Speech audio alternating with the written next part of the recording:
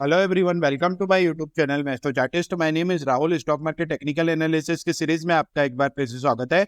आज हम लोग आईडीएफसी फर्स्ट बैंक स्टॉक का एनालिसिस करने वाले हैं। एक रेजिस्टेंस पॉइंट के नीचे ये कंटिन्यूअसली ट्रेड कर रहा था, उसके बाद इसने एक ब्रेकआउट भी दिया था। उसी ब्रेकआउट को ये रिटेस्ट करने के लिए आया हुआ है। यहाँ पे आपको दिख जाएगा कि जब ये लिस्ट हुआ था, यहाँ से सेलिंग का प्रेशर आया था, उसके बाद मल्टीपल टाइम इसको इसने रिटेस्ट किया था और उसके बाद ब्रेकआउट देके अभी एग्जैक्टली उसी पॉइंट को ये फिर से रिटेस्ट करने के लिए आया है। एक पोल एंड फ्लैग नाम का पैटर्न होता है जिसको बुलिश पैटर्न का फॉर्मेशन कहते हैं।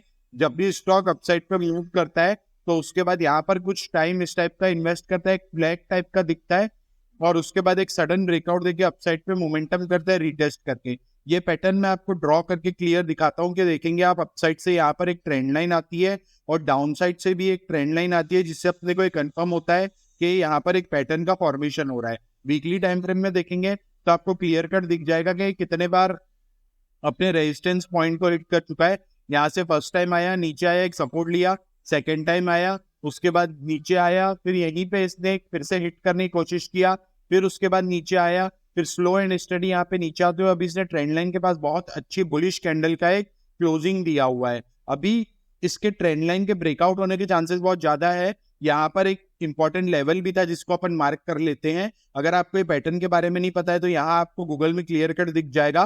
पोल एंड फ्लैग पैटर्न इसको कहते हैं। इस टाइप का कुछ फॉर्मेशन होता है। आपको जनरली ये स्टॉक्स में, इंडेक्स में आपको बनते हुए दिख जाएगा, क्लियर कट आपको समझ आएगा। अभी आपकी एंट्री का होनी चाहिए, स्टॉप लॉस का होना चाहिए, टारगेट का होना चाहिए। अगर आप एंट्री की देख रहे हैं तो अभी ये जो बुलिश कैंडल है इसके आप ब्रेकआउट पे आप एंट्री ले सकते हैं। ट्रेंड लाइन का वेट नहीं भी करे तो चलेगा। 82 रुपीज के पास आपकी एंट्री होनी चाहिए।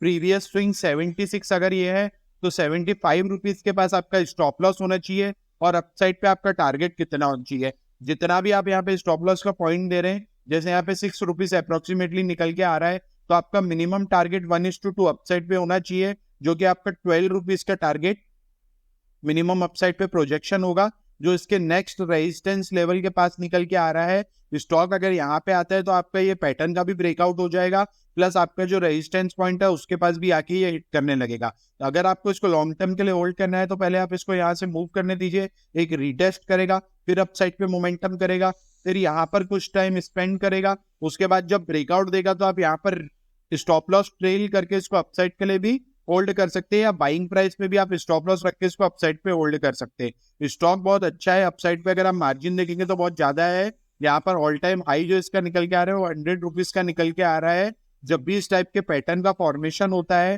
तो जितना भी पैटर्न का लो रहता है, जैसा कि